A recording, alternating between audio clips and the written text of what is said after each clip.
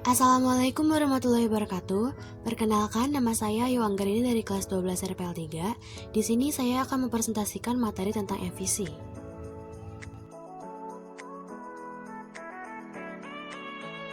Apa itu MVC? MVC adalah sebuah arsitektur perancangan kode program.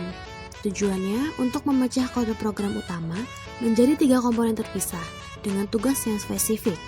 MVC adalah kepanjangan dari model, view, dan controller yang merupakan suatu metode atau konsep yang sangat populer dalam membangun sebuah aplikasi web yang awalnya menggunakan bahasa pemrograman Smalltalk yang memisahkan bisnis logic atau alur pikir, data logic atau penyimpanan data, dan presentation logic atau antar muka aplikasi, atau secara sederhana adalah memisahkan antara proses, data, dan desain.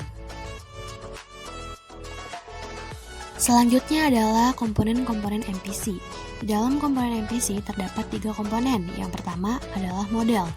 Sesuai dengan namanya, komponen yang pertama adalah model. Model biasanya berkaitan dengan data dan interaksi ke database atau web service. Model juga mempresentasikan struktur data dari aplikasi yang berupa basis data ataupun berupa data lain, misalnya dalam bentuk file XML, file teks, ataupun web service. Di dalam model biasanya akan berisi kelas dan fungsi untuk mengambil serta melakukan update dan menghapus data website. Sebuah aplikasi web biasanya menggunakan basis data untuk menyimpan data, maka biasanya dalam bagian model akan berkaitan dengan perintah-perintah query SQL. Komponen berikutnya adalah view. View adalah bagian yang berhubungan dengan tampilan pengguna atau menangani presentation logic. Di dalam suatu aplikasi web, biasanya bagian ini berupa file template HTML yang diatur oleh bagian controller. View juga berfungsi untuk menerima dan mempresentasikan data hasil dari model dan controller kepada pengguna atau user. View tidak mempunyai akses secara langsung terhadap bagian model. Komponen yang terakhir adalah controller. Controller adalah bagian yang mengatur hubungan antara bagian model dan bagian view. Di dalam bagian controller berisi kelas-kelas dan fungsi-fungsi yang memproses permintaan dari view ke dalam struktur data di dalam bagian model. Pada bagian controller juga tidak diperbolehkan berisi kode-kode untuk mengakses basis data, karena tugas untuk mengakses data telah diberikan kepada bagian model. Tugas controller adalah menyediakan berbagai variabel yang akan ditampilkan pada bagian view, memanggil model untuk melakukan akses ke basis data, menyediakan penanganan error atau kesalahan, mengerjakan proses logika dari aplikasi, dan melakukan validasi atau cek terhadap input. Selanjutnya adalah contoh penerapan web yang menggunakan konsep MVC. Nah, di sini ada bagian controller, di mana ada 2 gambar di sini, di mana saat kita membuat controller pertama di command prompt, misalkan kita membuat mahasiswa controller. Nah, di sini langsung ada kan mahasiswa controller.php, dan di dalam filenya kita masukkan input seperti di bawah ini. Function home, return view, index, lalu ada function about, return view, about. Nah, controller berisi metode-metode yang berisi perintah yang harus dilakukan pada suatu metode. Setelah route menghubungkan ke controller dan metode mana yang akan dituju, metode suatu controller akan mengembalikan nilai atau tujuan URL yang akan dituju. Selanjutnya adalah view. View merupakan file berisi kode yang akan menampilkan desain dari web kita. Pada Laravel, file view berada pada direktori resource views. Format dari nama file view adalah nama view.blade.php. Nah, di sini ada contohnya, di mana extend, layout main, section, title, about, section container, bla bla bla. Di sini kita memasukkan apa yang ingin kita tampilkan di halaman web kita. Kita menginput atau mengcodingnya di dalam sini. Lalu ada migration. Pembuatan model dapat kita lakukan dengan membuat migrationnya terlebih dahulu. Setelah file migration dibuat, kita akan menuliskan tipe atribut dan nama atribut dari model yang mau kita buat. Nah, jadi bisa dilihat di sini, kita akan membuat tabel student yang di dalamnya terdapat ID, nama, NIM, email, jurusan. Jadi kita menginput atau membuat file migration dulu sebelum kita membuat modelnya.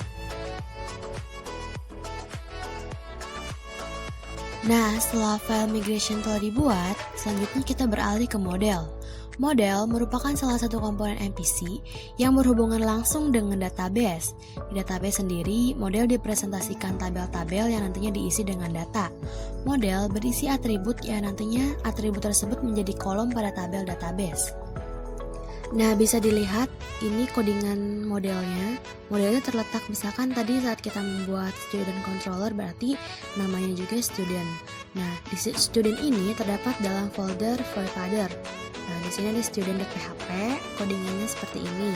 Ada nama, NIM, email, jurusan. Nah, di dalam model ini labelnya itu sama dengan yang tadi kita input di migration karena akan saling berhubungan dengan database.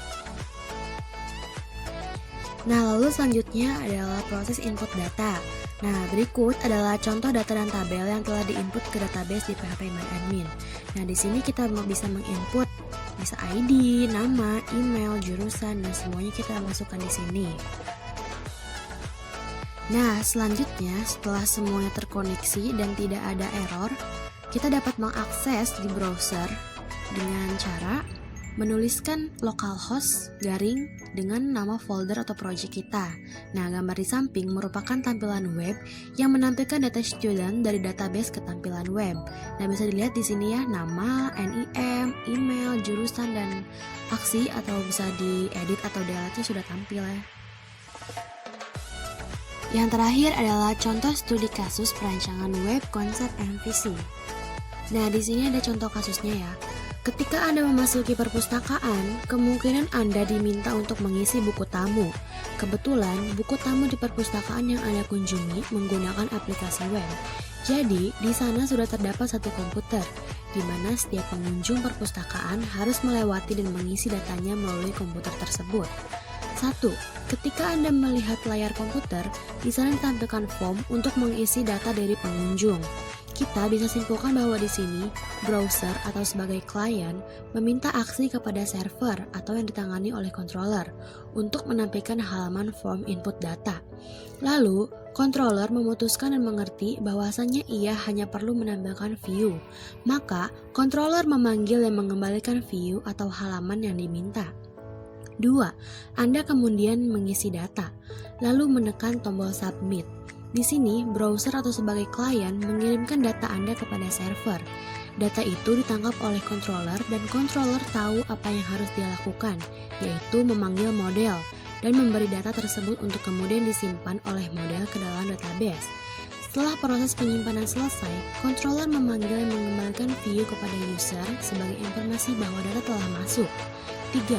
Jika ada pengunjung baru, maka kembali ke step pertama.